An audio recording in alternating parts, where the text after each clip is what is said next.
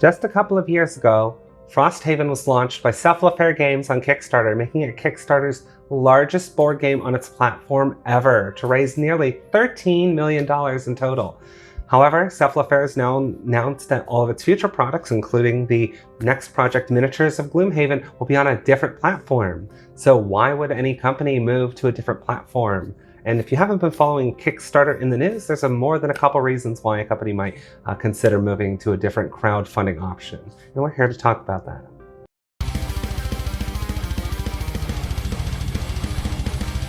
When Cephalofair Games initially announced that Miniatures of Gloomhaven would be launching and crowdfunded, a lot of people thought it was a foregone conclusion that you would use Kickstarter again, given the previous projects that all used that platform. However, it doesn't appear to be the case. Them switching entirely to BackerKit, something that a lot of people, especially anyone who purchased Frosthaven, should be familiar with. So the real question is, why the full move to BackerKit and not any use of Kickstarter at all? And I think anyone who followed the Frosthaven project closely knows that Cephalofair itself had some problems with it. But even then, outside of Frosthaven and outside of Cephalofair Games, Kickstarter has had numerous problems over the past years, including some incredible questionable decision-making just last year when dealing with and trying to do the switch to blockchain. Kickstarter was a crowdfunding platform founded in 2009 in Brooklyn, trying to compete with the "we're not just your random Silicon Valley company, we're not just this other startup." They had a lot of tools and a lot of other things, and obviously located in the East Coast instead of the West Coast, definitely had a different energy about it. Now a lot of people started using the platform, and several more prominent individuals, including authors, game creators, and so forth, ended up making it one of the largest crowdfunding platform. And even then, like, behind it, Indiegogo is full of a lot of its own problems, including like scams and stuff. So these crowdfunding platforms are not without their faults, but Kickstarter initially seemed like the best option until it started to have more and more troubling developments over time. Cephalofair Games initially got involved with it with Gloomhaven and then later Frosthaven. And it was when Frosthaven we started to, at least publicly, from my perspective, notice some problems. And that specifically about Frosthaven Update 80. Watching the moderation was a significant problem. And here's the thing, Kickstarter does not allow its creators to moderate their own content. I think and this is understandable. So this isn't them taking away power away from creators. This makes sense to an extent. Make sure the project has a sense of neutrality and to prevent creators from just deleting dissenting opinions that otherwise might be valid. Because there's so many crowdfunded projects that are just straight up scams, or they just underdeliver, or people try to silence those that are saying like, hey, this is a lie, we're in the inside of the project, so on and so forth. So it makes sense that Kickstarter will say, we'll do the moderation for you, you're not allowed to do that. This does mean that Kickstarter remains neutral, and you have neutral moderators moderating the comments.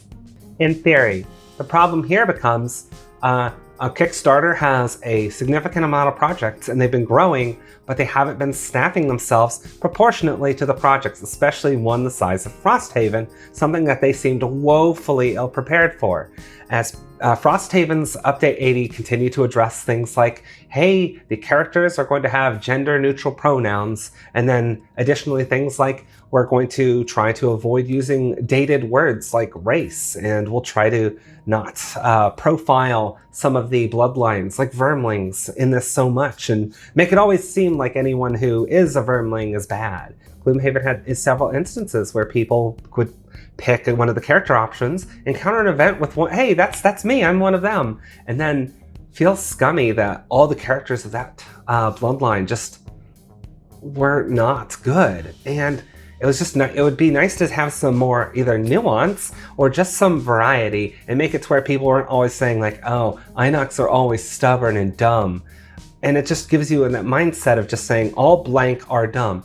And not only that, the update sought to right some wrongs in terms of the storytelling, which echoed some real-life events a little too closely, and some of them were a little bit of sensitive topics that ultimately may have been a bad decision. So what's this got to do with Kickstarter? A handful, a small but very vocal minority, got very upset with very, very strange claims of how things like, hey, maybe not calling Inox dumb, what's next? We're not going to even have violence. And then like, the idea of this slippery slope. And it's like, dude, we're just not going to be calling them like dumb or stubborn. We're going to just have more interesting depth of these characters. But they really, really wanted to be racist against these fictitious species in this wonderful new world. And as a result, some of them were even comparing them to real life slurs. And then real life slurs were being used, especially when talking about pronouns or race. So you saw racist and transphobic slurs all over there. So that's where Kickstarter's like, all right, it's time for our moderation to begin. And they didn't. Some slurs and some comments, hateful things, were left up for days and sometimes weeks, completely unmoderated. Cephalofair was, even if they, Cephalofair Games certainly would have taken options, but they have no choice because Kickstarter has a very hands-off, do not touch the comments. We don't want you to moderate your project. Even in the instance of literal calls to violence, slurs, and other forms of things that just break Kickstarter's own terms of service. They were so slow to react to that was such a terrible experience for some people to read these comments. And not only that, but because they didn't moderate it for some time and the Frosthaven was such a large project, it platformed people to leave these comments up for some time and just be able to throw these comments out there. It was an awful experience. None of this is Cephalofair Games' fault. They only made the right decision on how to progress forward with their project, but Kickstarter was woefully unprepared and terribly moderated, and their own policy helped platform racists and bigots. Perhaps there was problems within Kickstarter's own staff, but really, Kickstarter's employment over time has been getting worse and worse to the point where employees felt like they just didn't have a voice in the project. And then finally rolled the project about punching Nazis.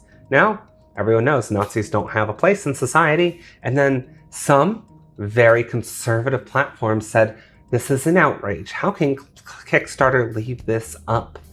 And ultimately, some of the employees at Kickstarter were like, well, it's just talking about how Nazis are bad. But the idea of, punching Nazis was a call to violence. A call to violence against who? If the conservative media thought that was so offensive, you clearly see where they stand on what they think of themselves. So the idea of punching Nazis was like, this is a call to violence against them. So that caused a bit of a hubbub. And although eventually Kickstarter did decide to leave it up, Kickstarter's employees said, we want more of a voice in this because that almost got taken down. These alt-right fascists almost took down a project, and that's scary. So we need to have a union. We need to have more of a voice. And as soon as they tried unionizing, Kickstarter tried several tactics to try to silence that. And there's a series of union-breaking tactics that they tried very deliberately to do. Some of this involved letting a couple key employees go for performance reasons, when a lot of people inside the company, and we have sources here and here, that indicate that these were entirely because of their involvement trying to get Kickstarter to have a union and not necessarily about their performance within the company at all, which really paints Kickstarter in a terrible light that not only are they completely unable to moderate large projects and platform these bigots, but they wanted to take down a project and only at the request of their employees saying like, leave this up because we can't let these awful Nazis win by taking this project down. It raises some questions. It raises a lot of questions. Now, this doesn't mean anything about necessarily the owners of Kickstarter directly, but it's very concerning that other people can, outside of Kickstarter, sway their opinion, and we don't want to have that happen. Through 2019 and through 2020, through some very hard times, Kickstarter finally got its union together. It doesn't necessarily mean that, yay, we've won. It just means that the employees did get what they asked for, and it took so much effort. People were laid off in the process and ultimately left a sour taste in anyone's mouth touching Kickstarter. Now, some people already had their projects involved in it, and Kickstarter is the largest crowdfunding platform that we have. So some people were unfortunately forced to use it, and some people do have the benefit of switching platforms.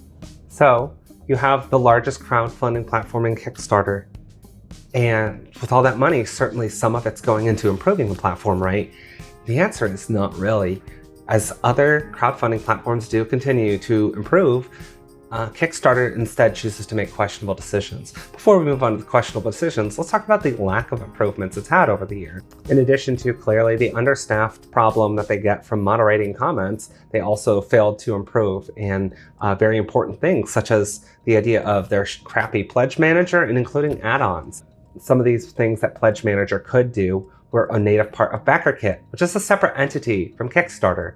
BackerKit is actually where Cephalofair Games elected to go with for miniatures of Gloomhaven, because not only all of its native support, but we don't have all these troubling other problems with it. But the big thing is these native options. So when there are add-ons were initially only recently given native support by Pledge Manager when several other sites already included them, including BackerKit. So even though Kickstarter now does have native access for these options, it took them forever to get there, and they still lack what BackerKit has in terms of their logistics and fulfillment. So now that BackerKit has all these tools, what's stopping BackerKit from becoming a serious competitor to Kickstarter? And the answer is there's nothing. They've actually just pulled in Cephalofair Games, and now they're absolutely a competitor. But even then, looking at some of the other platforms such as GamesFound or the also troubling Indiegogo, you can clearly see that Kickstarter is just incredibly stale, choosing to make other decisions. So then Kickstarter announced the switch to blockchain and announced that, hey, everything is going to be easier and more open. And as anything with crypto and NFT, the claims were made, but there's really no proof of anything. And although several people involved with it were like, can we have evidence of how will it be easier? What will be improved? Kickstarter, several months later, still has failed to deliver any sort of evidence that this switch will be beneficial to anyone except, of course, themselves. And then after several concerns were made, basically indicating that we don't understand why you would make this. This does not help your creators, which is their creators is how they make money. In last December, Kickstarter did an FAQ and a response, including this tweet, which amounted to, all right, you guys just don't understand. Here's an FAQ, which is seriously such a slap to the face to its creators. Not only was no explanation given, but any previous problems that people had that they were voicing were dismissed. And that kind of slap to the face wasn't taken lightly by all creators, some of which are now electing to move to other platforms like who I've been talking about here, Cephalofair Games. The worst part is, due to the environmental and ethical problems involved with crypto and a lot of its creators effectively being trapped in it into certain deals, some people would have known this, would have backed out knowing that they wouldn't support a platform that did this. And because some people are already either partially through campaigns, committed, launched, or were in the process of launching, felt like they were going to have themselves painted in such a negative light, as no one really wants to be painted in the same light as these crypto tech bros. And they felt like, if I stay on this, I'm going to be part of the problem. And really that is it. And blindsiding all of its creators like this was just another problem to this mess of problems that adds up on Kickstarter. So not only can they not moderate their projects, not only do they not respect their own employees or their creators, what value do they give that BackerKit GamesFound can't already give? The answer is they're just more well known, and they're using their fame, their status, to just exploit creators and do nothing to improve the site in places where other crowdfunding platforms have made lots of strides. And there's the problem. So whether you have a problem with Kickstarter handling its anti-unionizing tactics, whether it's their inability to be able to moderate their comments to get rid of Nazis, and or hesitance to leave an anti-Nazi project up, or their problems with involvement in crypto, which I just discussed. There's just such a myriad of problems that leaves the platform questionable for any creators going forward. So it's not shocking that when they announced the move to BackerKit without Kickstarter at all, I was incredibly pleased with the results. So I really hope that after Frosthaven, one of their biggest projects, and them getting a percentage cut of these and not just a static cash value, perhaps they might reconsider how they're handling themselves. But I doubt it, given how they've doubled down on the crypto thing, despite having this public outcry against it. It's pretty clear that they're going to do whatever they want to do, and ultimately Kickstarter is going to start fizzle as its competitors rise. So how do you feel about this? Did Cephalopair Games make the right move? Which they obviously did. You can always put a dissenting opinion for me to make fun of in the comments below. If you do want more updates on miniatures of Gloomhaven, or rather anything Gloomhaven or Frosthaven related, be sure to subscribe because I'll be doing videos all the time about that content. I want to thank all of our patrons because all of you are amazing. You support the channel, and ultimately, and I say this every time, you guys are amazing and I really appreciate everything you do. So thank you. And thank all of you for watching.